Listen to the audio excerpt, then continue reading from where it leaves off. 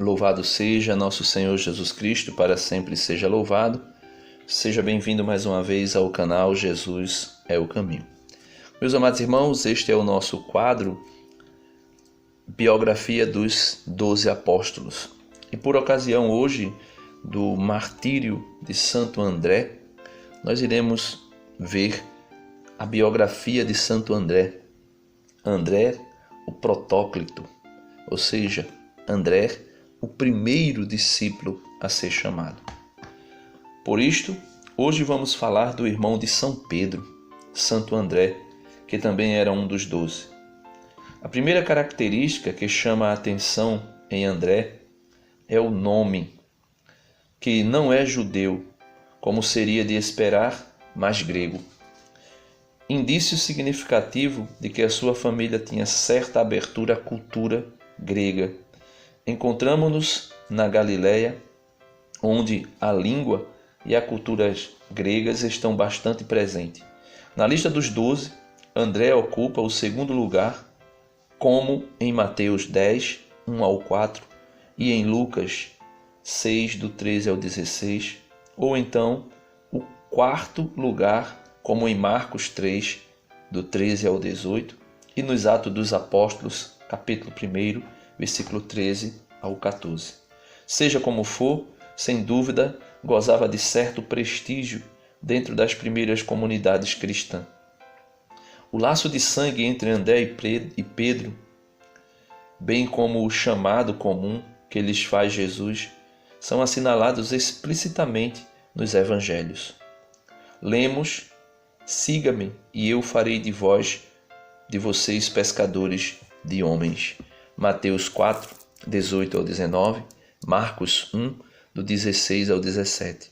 No quarto evangelho, reconhece-se outro detalhe importante, ou seja, no evangelho de São João, encontramos um detalhe importante a respeito do chamado de Santo André.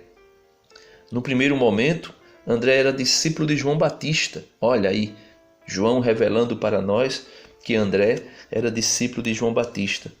Isso nos mostra, e retrata para nós um homem que buscava, que compartilhava a esperança de Israel, a esperança de libertação de Israel, que queria conhecer mais a respeito da palavra do Senhor, a realidade do Senhor presente.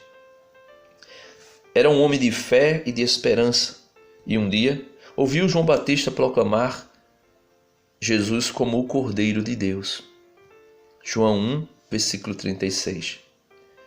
Então, mobilizou-se juntamente com o mencionado discípulo, João, seguiu Jesus aquele que era chamado por João de Cordeiro de Deus. O evangelista João menciona: eles foram e viram onde Jesus morava e começaram a viver com ele naquele mesmo dia. João 1, 37 ao 39. André então gozou de preciosos momentos de intimidade com Jesus. O relato prossegue com uma menção significativa. André, irmão de Simão Pedro, era um dos 2 que ouviram as palavras de João e seguiram Jesus. Ele encontrou primeiro o seu próprio irmão Simão e lhe disse. Então veja, André, depois que conhece Jesus, automaticamente retornando ao seu povo, ele encontra primeiro o seu próprio irmão Simão e lhe diz: nós encontramos o Messias, que quer dizer Cristo. Então André apresentou Simão a Jesus. Isso está relatado em João, capítulo 1, versículo 40 a 43. Demonstrando um espírito apostólico fora do comum. Ou seja, André já demonstra aqui o seu espírito de evangelizador, o seu espírito apostólico, o seu espírito daquele que quer mostrar o Cristo para o mundo. André foi, portanto, o primeiro dos apóstolos chamado a seguir Jesus. Precisamente por esta razão, a língua da igreja, ou melhor, a liturgia da igreja bizantina, o honra com o título de Protóclitos, que significa justamente o primeiro chamado. E por causa da relação fraterna entre Pedro e André, a igreja de Roma e a igreja de Constantinopla se sentem irmanadas de uma forma especial. Foi por isso que o Papa Paulo VI devolveu em 1964 a notável relíquia de Santo André, até então custodiada na Basílica Vaticana, ao bispo metropolitano ortodoxo da cidade de Patras, na Grécia, onde, segundo a tradição, o apóstolo foi crucificado. Então veja que interessante que o Papa Paulo VI fez questão de devolver, ao bispo metropolitano ortodoxo da cidade de Patras, na Grécia, a notável relíquia de Santo André, que tanto se fala, Isso fazendo com que os laços da igreja com a igreja de Constantinopla se unifique ainda mais, se estreite ainda mais. As tradições evangélicas, ou seja, os evangelhos, os evangelistas, mencionam o nome de André em outras 3 ocasiões que nos permite conhecer um pouco melhor este homem. A primeira é a da multiplicação dos pães na Galileia.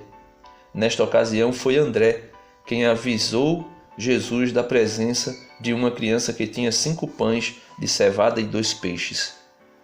Ou seja, o espírito apostólico de André não é simplesmente daquele que vai anunciar a palavra, mas também é realmente de pastor, daquele que cuida do rebanho, daquele que busca alimentar o rebanho. Porque um pastor não pode somente levar o rebanho para o campo, mas ele precisa levar o rebanho para o campo e providenciar pasto bom e seguro para o seu rebanho. Então André está aí com essa visão amplificada do pastoreio. E ele encontra o menino, a criança, que tinha 5 pães de cevada e 2 peixes. Muito pouco, observou ele, para todas as gentes concentradas neste lugar. João 6, versículo do 8 ao 9. Merece ser destacado, neste caso, o realismo de André. Ou seja, o que é isso para tanta gente?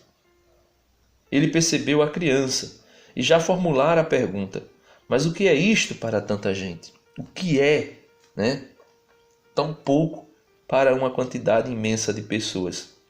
E se deu conta da insuficiência de seus pobres recursos. Sem dúvida, Jesus soube fazer com que fossem suficientes para a multidão de pessoas que haviam acudido a ouvi-lo. Então, Jesus multiplica os pães.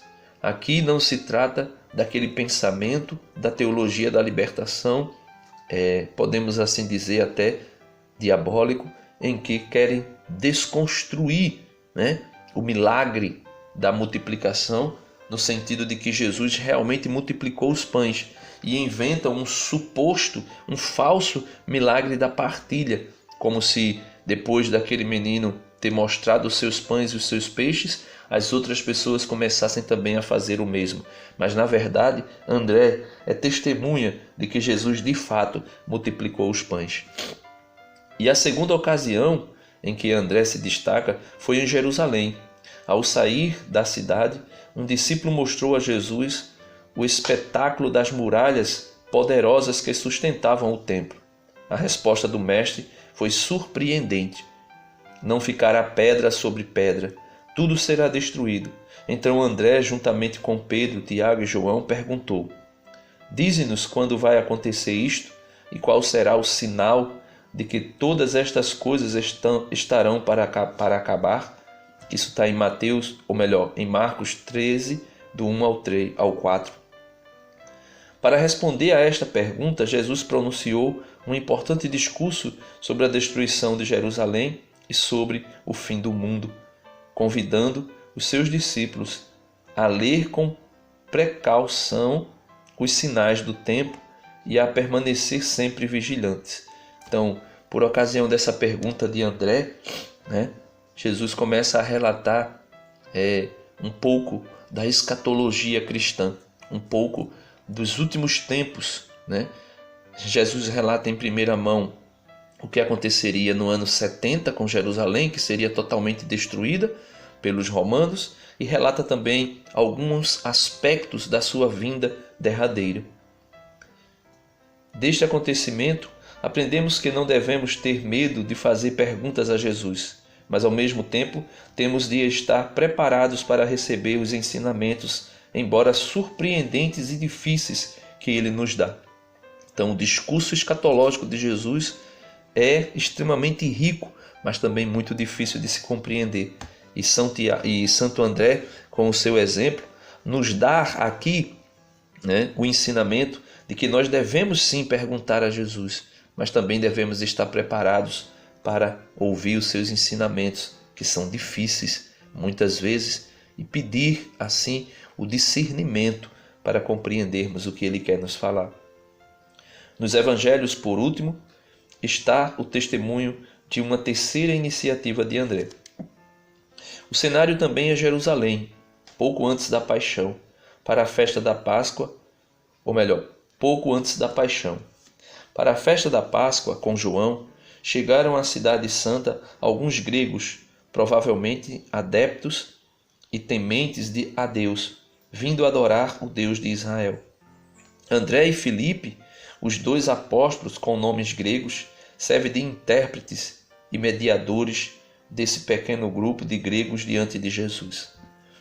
A resposta, Senhor, a resposta do Senhor à sua pergunta parece como acontecer frequentemente no Evangelho de João. Enigmática, mas justamente por isto está repleta de significado. Jesus diz aos discípulos e por meio deles ao mundo grego: chegou a hora em que o Filho do Homem vai ser glorificado. Eu garanto a vocês, se o grão de trigo não cai na terra e não morre, fica sozinho, mas se morre, produz muito fruto. João 12, do 23 ao 24. É muito lindo essa expressão de Jesus dada a Filipe e a André, os dois que tinham conhecimento da língua grega, para que eles fossem intérpretes, para que eles traduzissem para os gregos o que Jesus estava dizendo. O que significam estas palavras nesse contexto?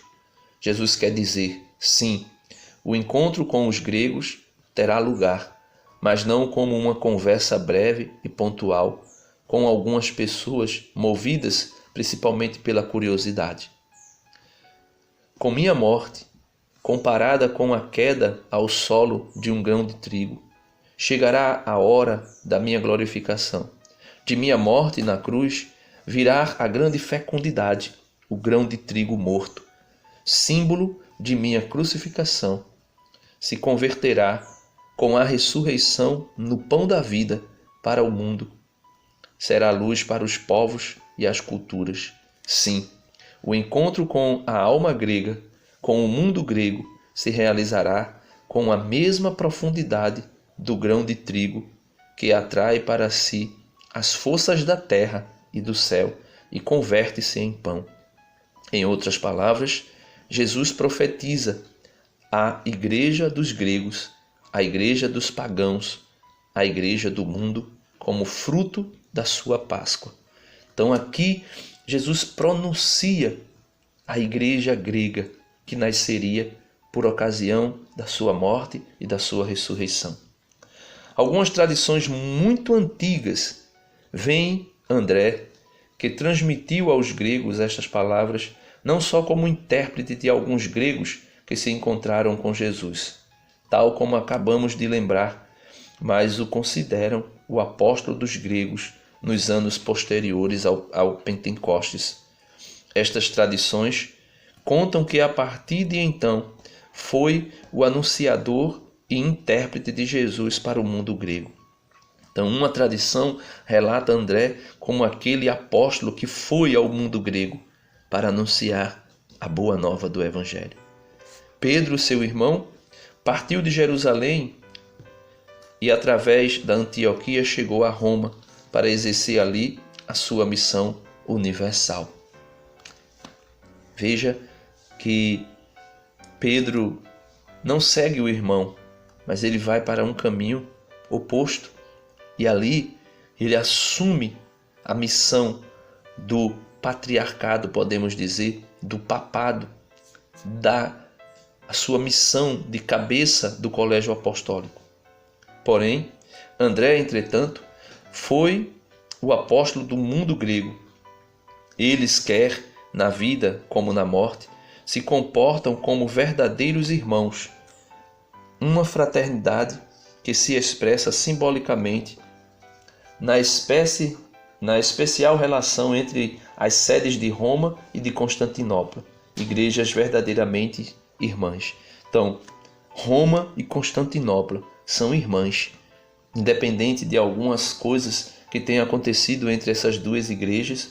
Nós podemos ver que não é simplesmente obra do acaso, mas André em Constantinopla e São Pedro em Roma, dois apóstolos, dois irmãos de sangue, mostra a irmandade e a fraternidade dessas duas igrejas, igreja romana e a igreja de Constantinopla. Uma tradição posterior, como foi evidenciado, relata a morte de André em Patras, onde também sofreu o suplício da crucificação. Então, veja, até no martírio, André segue as semelhanças de Pedro, ou Pedro segue as semelhanças de André. Ambos foram crucificados como o seu Senhor Jesus Cristo. Neste momento, Supremo, de forma semelhante ao seu irmão Pedro, pediu que lhe pusessem uma cruz diferente daquela de Jesus. No caso dele, tratou-se de uma cruz aspada, quer dizer, uma cruz transversal, inclinada, que por isto é chamada de Cruz de Santo André, ou seja, uma cruz em forma de X, duas hastes, em forma de X, e ele é crucificado desta maneira. E esta cruz ficou tão conhecida a ponto de ser chamada Cruz de Santo André. Isto foi o que o apóstolo disse naquela ocasião, segundo um antigo relato, início do século VI, com o nome de Paixão de André. Então veja, neste relato antigo do sexto século, início do sexto século, o que disse Santo André na ocasião de sua morte. Ó cruz, inaugurada por meio do corpo de Cristo e convertida em adorno de seus membros. Então veja, no sexto século, início do sexto século, o apóstolo já mostra a cruz como adorno dos seus membros, adorno dos cristãos, como se fosse uma pedra preciosa. Então veja, os cristãos já usavam no seu pescoço, o crucifixo como se fosse uma pedra preciosa, como adorno dos apóstolos, adorno dos cristãos. E aí vem os protestantes dizer que nós não podemos usar a cruz. Somente os protestantes poderiam pensar dessa maneira, com o espírito de idolatria que eles possuem e que querem introduzir isso na igreja a todo custo.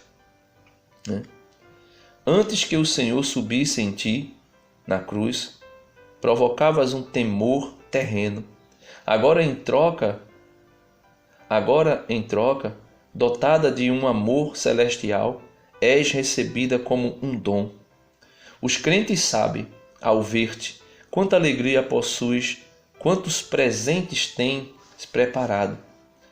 Assim que seguro e cheio de alegria venho a ti, para que tu também me recebas exultante como discípulo de quem esteve preso a ti. Ó bem-aventurada cruz, que recebestes a majestade e a beleza dos membros do Senhor. Toma-me e leva-me para longe dos homens e devolve-me ao meu Mestre, para que através de ti me receba quem por ti me libertou. Que coisa mais linda, que coisa mais extraordinária, que relato glorioso de Santo André a respeito da sua crucifixão, a respeito de sua morte, a respeito da salvação que ele aderiu, que ele conseguiu, que ele recebeu de Cristo por meio da cruz. E ele diz: olá, ó cruz. Sim, olá de verdade. Como se pode comprovar nestas palavras, há uma profundíssima espiritualidade cristã que vê na cruz não tanto um instrumento de tortura, mas um meio incomparável de plena assimilação do Redentor, o grão de trigo caído no chão. E disto precisamos aprender uma lição muito importante. As nossas cruzes adquirem valor se são consideradas e recebidas como parte da cruz de Cristo. Se nos unimos a ela por meio do resplendor de sua luz, só por esta cruz também os nossos sofrimentos são enobrecidos e adquirem um sentimento verdadeiro. Portanto, meus amados irmãos, o apóstolo André nos ensina a seguir Jesus com prontidão, como é narrado em Mateus 4, versículo 20, ou em Marcos 1, versículo 18, a falar com entusiasmo dele aos que encontrarmos e especialmente a cultivar com ele uma relação de verdadeira familiaridade, sabedoria de que só nele podemos encontrar o sentido último de nossa vida e de nossa morte. É somente seguindo o exemplo de Santo André que soube com prontidão seguir Jesus, que teve por missão anunciar o Evangelho ao mundo grego e que morreu ao exemplo do seu Mestre crucificado. Portanto, e por esse motivo, digamos juntos: Santo André, rogai por nós. Não se esqueça, dá uma curtida no vídeo. Se você ainda não é inscrito, clica em inscrever-se, se inscreve no canal. E não esquece, compartilha com teus irmãos. Vamos aprender um pouco mais dos 12 apóstolos com a biografia dos apóstolos.